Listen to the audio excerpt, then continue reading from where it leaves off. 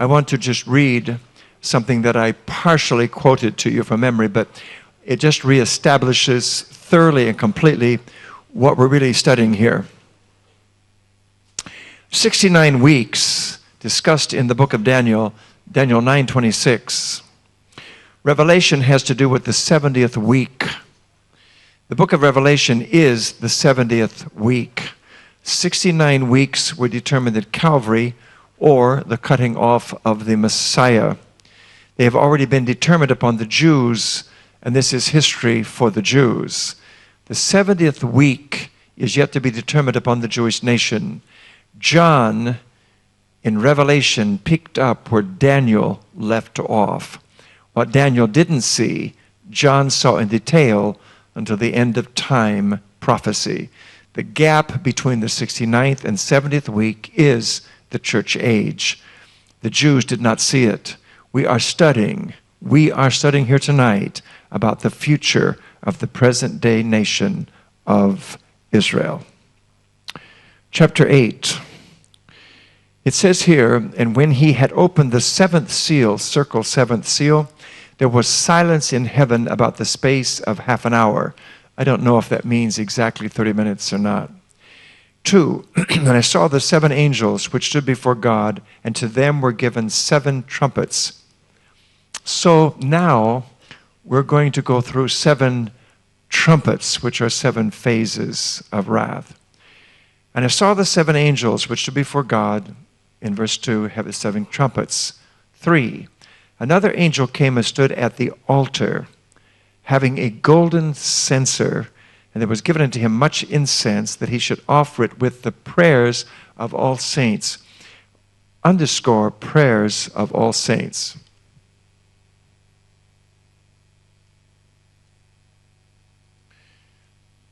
With the prayers of all saints upon the golden altar, which was before the throne. In other words, you know how many prayers of saints have gone up in the last 2,000 years? Think of it. Look what happens here. And those prayers went up in mercy and burden and concern for others, basically speaking. And the smoke of the incense, which came with the prayers of the saints, ascended up before God out of the angel's hand. And the angel took the censer and filled it with fire of the altar and cast it into the earth. And underscore this, and there were voices and thunderings and lightnings and an earthquake. In other words, the prayers of the saints have gone up in mercy and love and burden. But one of the curses is that in this particular trumpet, an angel takes that golden censer and dips it into those prayers with the fire. And those prayers are hurled out back into the earth in reverse with judgment. They went up in mercy, but they come back in judgment against those that know not God and will not serve him. 6. And the 7 angels which had the 7 trumpets prepared themselves to sound. Above verse 7, write trumpets and put a circle around it.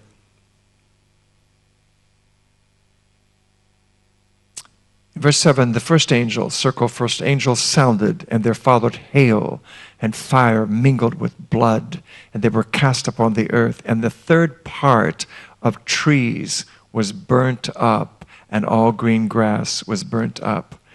But that's incredible, even to try to picture that. Underscore, third part of trees, the green grass was burnt up.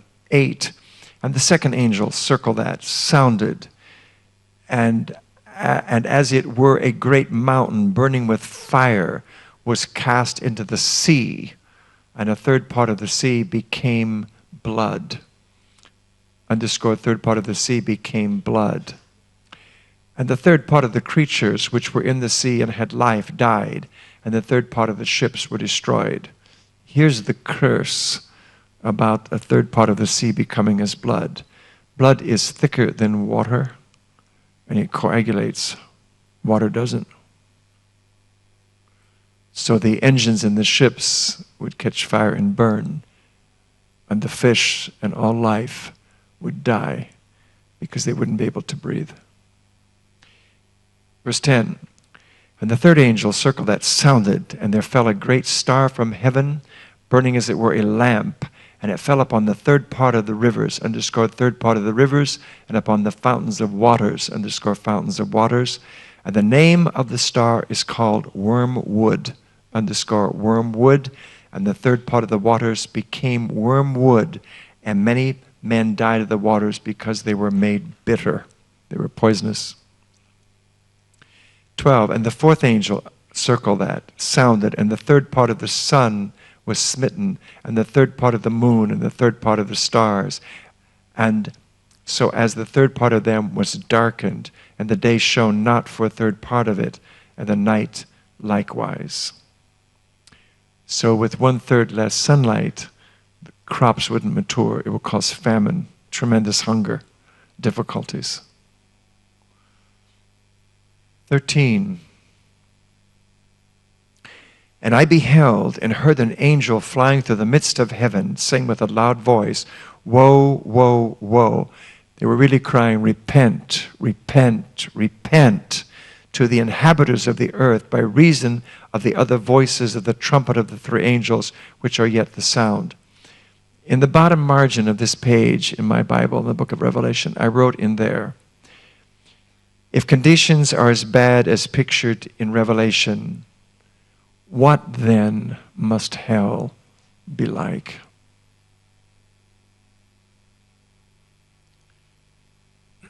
Chapter 9.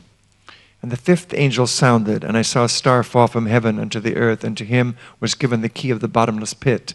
And he opened the bottomless pit, and there rose a smoke out of the pit, as the smoke of a great furnace, and the sun and the air were darkened by reason of the smoke of the pit. And there came out of this smoke locust, underscore locust, upon the earth, and to them was given power, as the scorpions of the earth have power. Verse 5 says, to them it was given that they should not kill them, but they should be tormented 5 months, and their torment was as the torment of a scorpion when it striketh a man.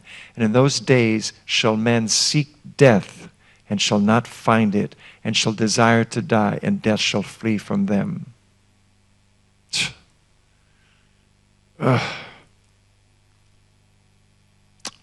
And the shapes of the locusts, verse 7, were like unto horses prepared unto battle, and their heads were as it were crowns of gold, and their faces were as the faces of men, and they had hair as the hair of women, and their teeth, means long, and their teeth were as the teeth of lions. I mean, imagine such a creature with the power to strike you, and the sting is as the sting of a scorpion, and it won't kill you. You can't die, even though you want to die. And they had breastplates, as it were breastplates of iron. You couldn't kill them or smash them. And the sound of their wings was as the sound of chariots of many horses returning to battle. And they had tails like unto scorpions, and there were stings in their tails, and their power was to hurt man 5 months. And they had a king over them, which is the angel of the bottomless pit, whose name in the Hebrew tongue is Abaddon, but in the Greek tongue hath his name Apollyon. One woe is past, and behold, there come 2 woes more hereafter. And the sixth angel sounded, and I heard a voice from the 4 horns of the golden altar which is before God, saying to the sixth angel which had the trumpet, loose the 4 angels which are bound in the great river Euphrates.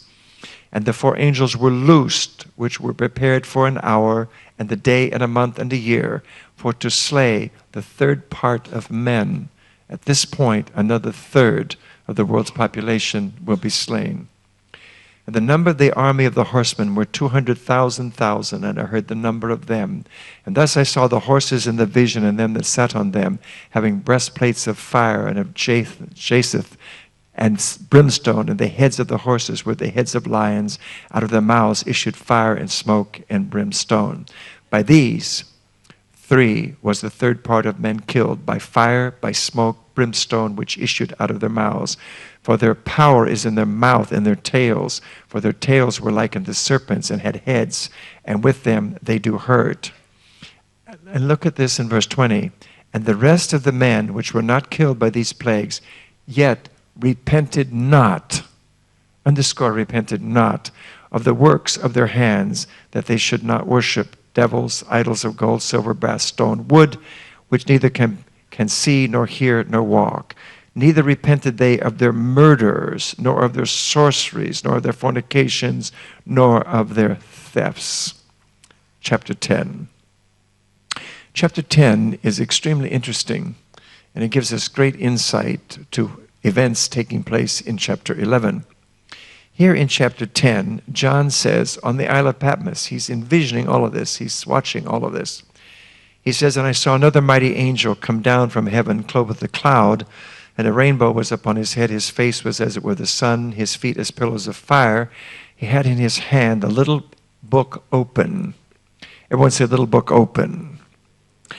And he set his right foot upon the sea and his left foot upon the earth, and cried with a loud voice, as when a lion roareth. And when he had cried, 7 thunders uttered their voices. And when the 7 thunders had uttered their voices, I was about to write, and I heard a voice from heaven saying to me, seal up those things which the 7 thunders uttered, and write them not. And the angel which I saw stand upon the sea and upon the earth lifted up his hand to heaven, and sware by him that liveth forever and ever, who created heaven and the things that therein are, and the earth and the things that therein are, and the sea and the things which are therein, that there should be time no longer. Underscore, time no longer. So evidently time as we know it will not be there. 7, but in the days of the voice of the 7th angel, circle 7th angel, when he shall begin to sound, the mystery of God shall be finished, as he hath declared to his servants the prophets. And John again says, and the voice which I heard from heaven spake unto me again, and said, go and take the little book which is open in the hand of the angel, which standeth upon the sea and upon the earth. So, and I went unto the angel, and said unto him, give me the little book. And he said unto me, take it, and eat it up, and it shall make thy belly bitter, but it shall be in thy mouth sweet as honey. And I took the little book out of the angel's hand, and ate it up, and it was in my mouth sweet as honey. And as soon as I had eaten it, my belly was bitter. And he said unto me, underscore this, verse 11, John, thou must prophesy again before many peoples and nations and tongues and kings. Chapter 11. And there was given me a reed like unto a rod, and the angel stood, saying, rise and measure the temple of God, and the altar, and them that worship therein. See, this is all Jewish terminology. Underscore this, but the court which is without the temple leave out, and measure it not, for it is